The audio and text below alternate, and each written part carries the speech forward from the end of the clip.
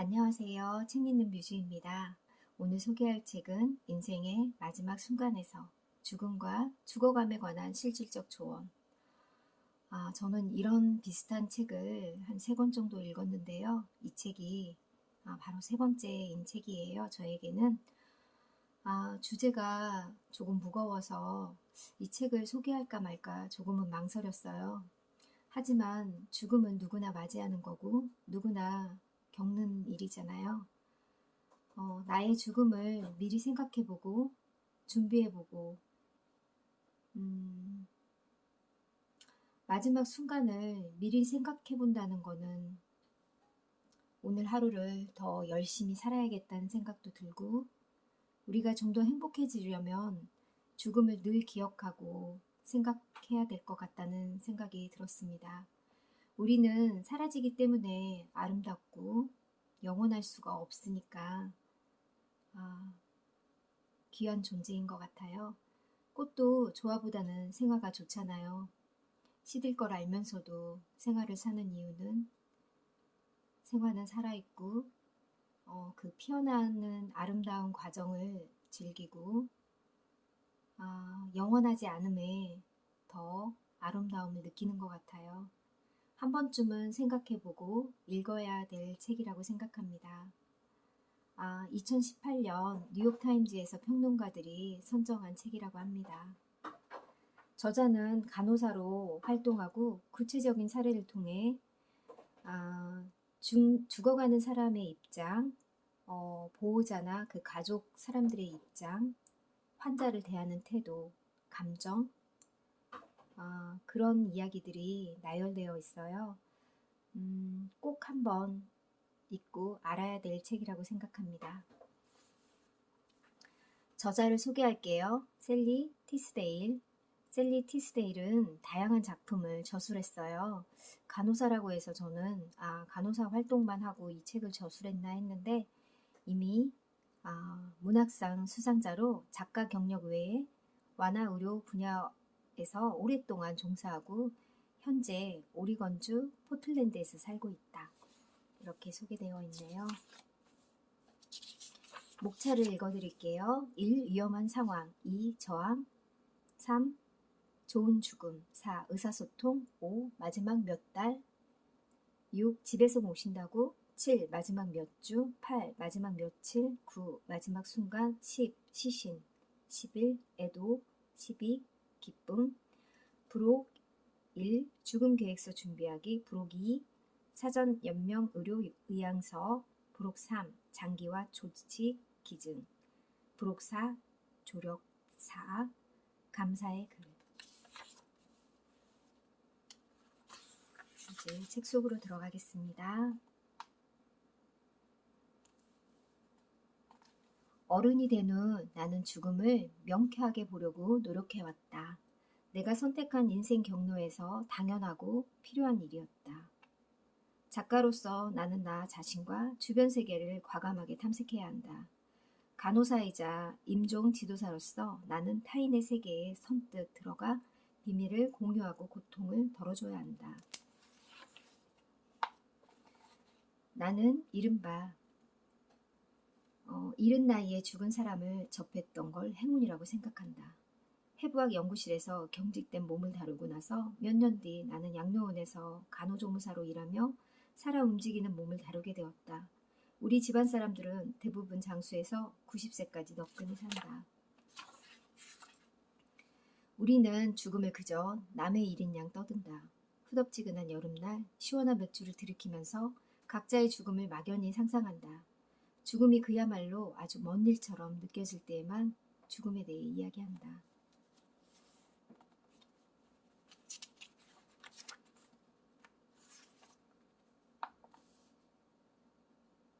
호스피스 운동의 선구자인 엘리자베스 키블러 로스는 애도의 5단계를 설명했어요.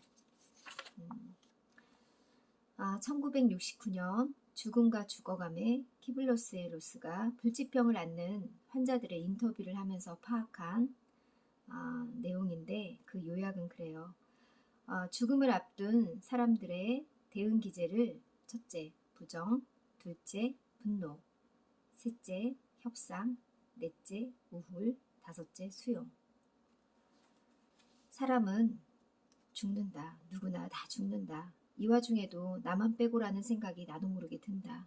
이러한 내적 모순, 인지 부조화는 우리를 곤란하게도 하고 황홀하게도 하는 복잡 미묘한 문제이다. 그렇죠. 왠지 나는 오래 살 것 같은, 남의 일 같은 그런 생각이 저도 종종 들었거든요. 정신 분석가인 오토랭크는 생면 불안과 죽음 불안을 짝지어 설명했대요. 전자는 한 개인으로서 자신의 자아, 즉 취약하고 외롭고 독립된 자아를 깨달았을 때 느끼는 불안이고, 죽음 불안은 외로움을 극복하려면 반드시 타인과 어우러져야 하고 소중한 개별성을 상실해야 함을 깨달았을 때 느끼는 불안이다. 결국 우리는 삶과 죽음을 둘 다 두려워하게 된다. 몽테뉴는 죽음에 대해서 자주 생각했대요. 죽음에서 그 기이함을 없애버리자. 죽음을 자주 떠올리고 죽음에 익숙해지도록 하자. 몽테뉴는 죽음을 자주 생각해서 죽음이 삶과 잘 어우러지게 하자고 썼다고 합니다. 좋은 죽음. 미국 성인 약 3분의 2가 때로는 사람을 그냥 죽게 내버려 두는 것이 합당하다고 생각한다. 고통 없이 편안하고 차분하게 죽는 걸 좋은 죽음이라고 규정한다. 좋은 죽음에는 흔히 가족과 친구, 삶을 되돌아볼 기회가 포함된다.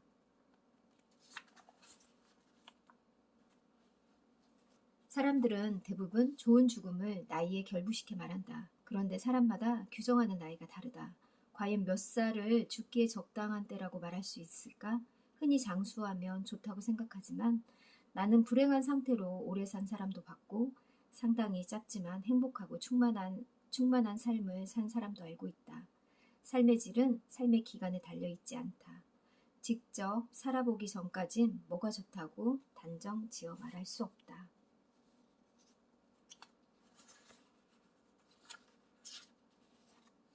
좋은 죽음이라고 하면 사람들은 흔히 임종을 앞둔 할아버지가 식구들에게 둘러싸인 채 한 명씩 호명하면서 사랑한다라고 속삭이는 모습을 떠올린다. 하지만 그런 죽음은 흔치 않다. 질병이나 노령으로 천천히 죽어가는 사람은 거의 모두 마지막 며칠이나 몇 시간 동안 의식이 없다. 설사 있다고 하더라도 말을 못한다.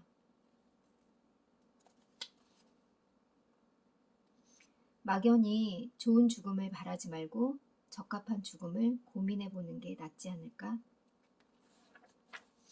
사람들은 죽어가면서 품위를 잃을까봐 몹시 두려워한다. 토마스 브라운은 죽음이 두렵다기보다는 죽음으로 인한 결과가 부끄럽기 그지없다. 죽음은 우리의 본성에 수치와 불명예를 남긴다. 순식간에 외양을 흉하게 망가뜨려서 가장 가까운 친구들과 아내와 자식들마저 우리를 보고 흠칫 놀랄 정도다. 어떤 이는 자기 몸을 스스로 돌보지 못하는 데에서 오는 고통과 모욕감을 몹시 두려워한다.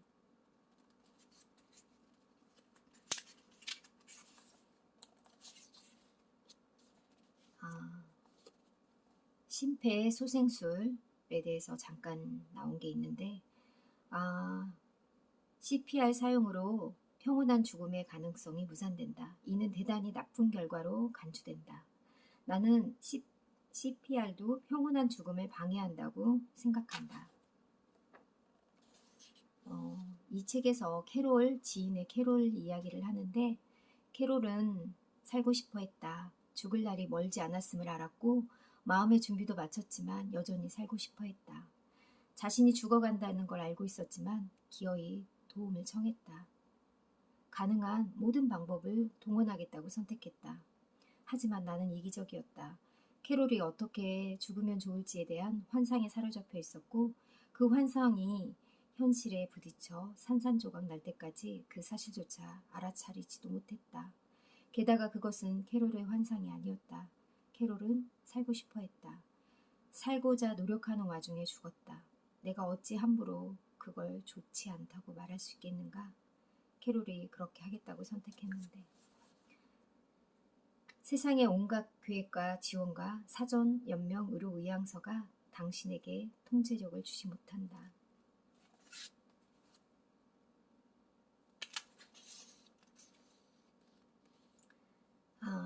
당신이 죽어가는 사람이라면 하고 싶은 말을 뭐든 해도 좋다. 경청은 그렇게 복잡하지 않다. 흔히 자기 생각이나 뜻을 잘 설명하는 게 제일 중요하다고 생각하지만 귀 기울여 듣는 게 더 중요하다. 죽어가는 사람을 돌볼 때 에너지의 절반은 경청하는 데 써야 한다. 그러니까 우리가 죽어가는 사람을 돌볼 때 제일 중요한 게 경청이라고 합니다. 죽어가는 사람과 함께 지내는 사람은 보호자가 된다. 보호자는 중용과 프라이버시, 침묵과 웃음 등 일상생활에서 놓칠 수 있는 온갖 일들에 옹호자여 죽어가는 사람들의 요구를 들어줄 수 있는 수호자 역할을 해야 하고 문지기 역할도 해야 된대요. 환자도 방문자도 문지기가 필요하다. 환자를 보러 온 사람에게 이제 그만 일어나시는 게 좋겠어요. 그런 말도 할 수 있어야 합니다. 그리고 방문자의 유형은 참으로 다양하다. 친구들은 흔히 잠시 들러서 차 한잔 마시면서 얘기 나누고 나가면서 쓰레기를 내다 버려주는 사람도 있고 그런 사람은 오면 언제든지 반갑다고 합니다. 좀 더 있으면 세상에 나보다 더 힘든 사람은 없어 하고 주장하는 그런 방문자도 찾아올 것이다. 자기 처지가 더 괴롭고 힘들다고 호소한다. 죽어가는 사람을 방문할 때는 가능한 범위를 설정하는 것이 좋다. 방문할 때마다 1시간 정도 머무를 수 있어 라든지 저녁 때까지 있을게 라든지 메리가 오면 일어날 거야 하고 미리 말해둔다. 언제 다시 방문할지 알려줘라. 구체적으로 알려주는 게 좋다. 뭐든 물어보고 허락을 구해야 된다. 함부로 판단하고 독단적으로 결정하지 않도록 주의하라. 특별히 먹고 싶은 거 있어? 하고 물어보고 바닐라 아이스크림 줄까? 아니면 초콜릿 아이스크림 줄까? 하는 식으로 구체적으로 물어봐라. 죽어가는 사람을 상대할 때는 늘 솔직해야 한다. 환자에게는 물론이요, 당신 자신에게도 말이다. 죽어가는 사람과 얘기할 때 당신이 바라는 점이나 생각하는 점을 앞세우지 않도록 하라. 죽어가는 사람이 맞댕이, 이래야 한다, 저래야 한다는 법칙은 어디에도 없다. 함부로 약속하지 마라. 거짓말로 둘러대지 말라. 병원에선 누구 하나 죽음에 대해 말하지 않는다. 다들 치료에 대해 말한다. 요청받기 전에 함부로 조언하지 말라. 아무리 가까운 사람이라도 너무 가까이 다가가지 마라. 상대의 프라이버시를 존중하라. 뭐든 다 알려고 하거나 보려고 하지 말아라. 곁에서 지켜보는 게 견디기 힘들다고 절대로 불평하지 마라. 실제로 방문자가 이 상황은 너보다 내가 더 견디기 힘들어 라고 했다는 내용의 이야기를 읽은 적이 있다. 날 떠나지 마. 날 두고 어떻게 떠날 수 있어. 난 어찌하라고. 왜 이런 일이 생긴 거야. 어떻게든 해결해봐. 그런 말도 입 밖에 꺼내선 안 된다. 죽어가는 사람은 남은 사람들에게 폐를 끼칠까봐 걱정한다. 괴롭지만 정말로 괴롭지만 아무도 당신을 일부러 괴롭히는 건 아니다. 죽어가는 사람은 짜증을 내거나 침울하거나 이축되기 쉽다. 그렇다고 억지로 기분을 북돋우려고 하지 말아라. 그들은 진지한 대화를 시작했다가 금세 화제를 바꾸기도 한다. 오랜 투병 생활에서 겪어야 하는 변화는 원인에 따라 다르겠지만 몇 가지 변화는 거의 누구나 겪는다. 그거는 바로 피로다. 피로는 떼놓을 수 없는 동반자이다. 특히 항암 화학요법 치료는 피로의 원인으로 악명이 높다. 심각한 피로는 사람의 생기를 다 빼앗기기도 한다. 손가락 까딱할 힘도 없다. 오랜 투병 생활에서 그 다음으로 문제되는 건 통증이다. 혹시 환자가 참을 수 없는 고통에 시달린다면 담당 의사를 고소하라. 환자가 아파서 비명을 질러댔다는 이야기는 10중 8구 의사나 간호사의 직무태만과 관련돼 있는 상황일 테니까.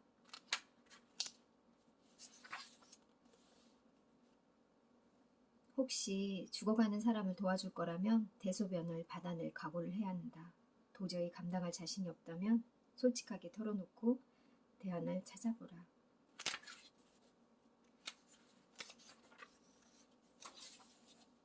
죽어가는 사람을 집에서 모시려고 한다면 먼저 누가 도와줄 수 있는지 따져봐야 한다. 어떤 사람은 말만 앞세울 뿐 막상 도움을 청하면 꽁무니를 뺀다.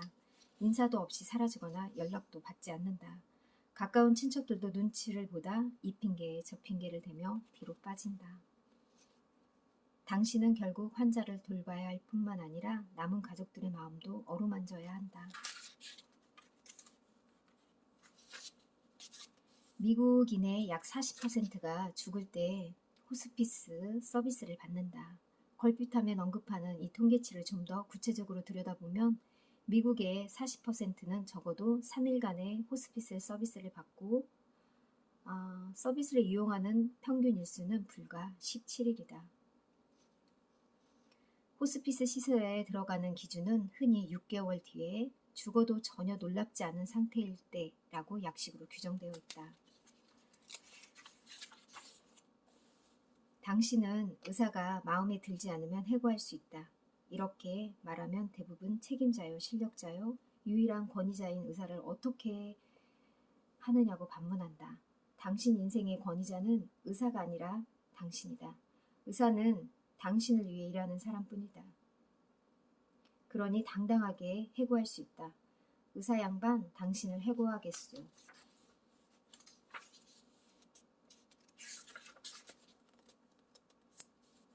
나는 개정된 죽음 태도 척도 죽음에 대한 내 태도를 직접 측정해봤다. 이를 개발한 심리학자들은 우리가 죽음을 생각할 때 공포와 수용이 불안정한 휴전 상태로 공존한다고 추정하고 죽음을 두려워하는 것과 죽음에 대한 생각을 아예 회피하는 것을 구별하고자 했다. 죽음을 두려워한다면 죽음을 깊이 생각하고 의미를 찾겠지만 죽음에 대한 생각 자체를 회피하면 어떠한 의미도 찾을 수 없기 때문이다.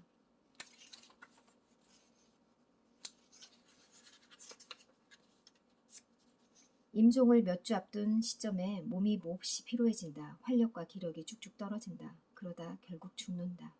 생명의 기운이 다 없어지는 것, 그게 바로 죽음이다. 환자는 눈을 감기 전에 자질구레한 일을 마무리 짓고 싶어 한다. 그런데도 마음은 굴뚝 같지만 몸이 말을 듣지 않는다.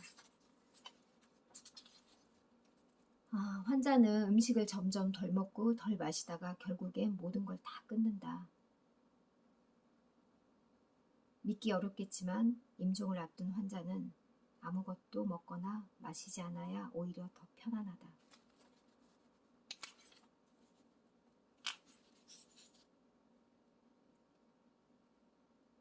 불치병에 걸린 환자에게서 생명 유지 장치를 떼어낼 때 우리는 플러그를 뽑는 것이 아니라 환자에게 죽을 자유를 주는 것입니다. 과다한 기술과 침습적 치료에서 환자를 해병시켜주는 것입니다. 죽을 자유를 주는 것은 사람을 죽이는 게 아닙니다. 오히려 돌보는 것입니다. 진정으로 사랑하는 것입니다.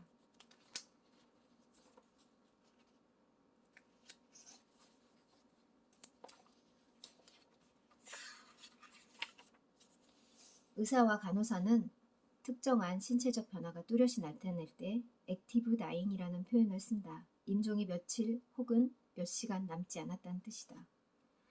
죽음이 임박한 환자는 극심하게 약해지다가 결국 전혀 움직일 수 없게 된다. 죽음은 신체의 모든 조직이 참여하는 과정으로 그 방법과 속도는 조직마다 다르다. 여기서 핵심은 과정이란 말에 있다. 행위, 순간 또는 영원히 떠나는 시간이라는 뜻의 다른 어떤 용어보다 과정이란 말이 중요하다. 죽어가는 과정은 그야말로 안전하다. 당신을 아프게 하지 않을 것이다. 시인 마리 하우는 죽음의 순간을 어떤 것의 종료나 중단이 아닌 완성으로 여겼다. 분주한 하루를 보내고 난 뒤에 맛보는 피곤하지만 뿌듯한 느낌에 대한 영원한 기억이요. 예전에 미처 몰랐던 만족감을 느끼는 순간이다. 마리 하우는 죽음, 마지막 방문이라는 시에서 죽음을 이렇게 묘사했다. 마침내 누군가가 당신의 구두끈을 절대로 풀리지 않게 묶어주었다.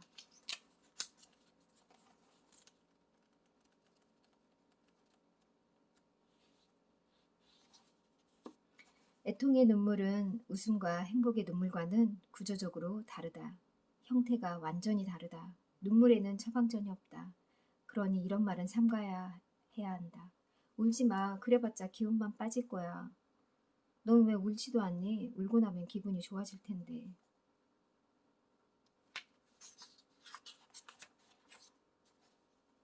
로마의 철학자 세네카는 말했다. 아직도 비참해지는 법을 배우지 못했다면 그간의 슬픔이 당신에게는 소용없는 일이었다.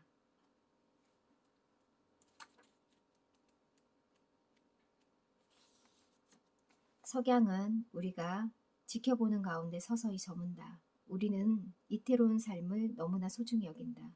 눈앞에서 덧없이 흘러가는 변화무쌍한 삶에 간절히 매달린다. 우리는 나날이 빛나는 특별한 삶을 찬미한다. 하지만 태어난 모든 것에는 죽음이 따른다. 아무리 다정하고 완벽한 만남도 결국엔 헤어짐이 있다.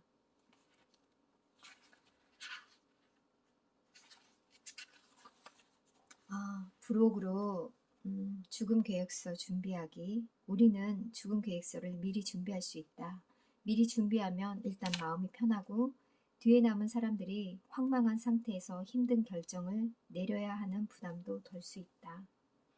어디서 어떻게 죽으면 좋을까? 당신이 바라는 이상적인 죽음을 계획하라. 실제로 그렇게 될 수 있다. 이렇게 죽음 계획서가 부록으로 있고요. 이런 부록을 한번 체크해보는 것도 좋겠다는 생각이 들었습니다. 사전 연명의료 의향서 65세 이상 미국인 3분의 1은 죽기 전에 3개월간 중환자실에서 지내면서 생명을 최대한 연장하기 위해 수술이나 기타 공격적 치료를 받게 될 것이다.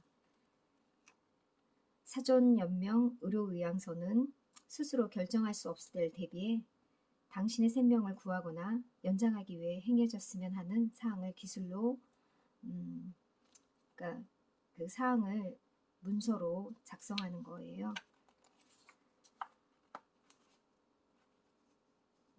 여러 가능성을 미리 생각하도록 돕는다.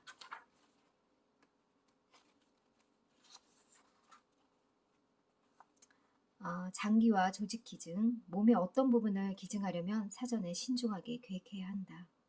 미국에서는 환자가 병원에서 사망하면 직원이 반드시 장기 기증에 대한 의사를 타진하지만 누구보다 다 후보가 되지는 않는다. 케이스마다 개별적으로 고려되므로 주저 말고 물어보도록 하라. 연령 제한이 없으며 중병을 앓는 사람도 기증자가 될 수 있다. 조직, 장기 혹은 전신 기증에 동의한 사람이 사망하며 가능한 빨리 기증자 비상연락처에 연락하도록 하라. 눈은 거의 다 누구나 기증할 수 있다. 기증자의 눈은 각막 실명을 치료하는 데 쓰이거나 연구용으로 쓰인다. 사망하고 6시간 이내에 적출한다. 마찬가지로 조직도 누구나 기증할 수 있다고 합니다.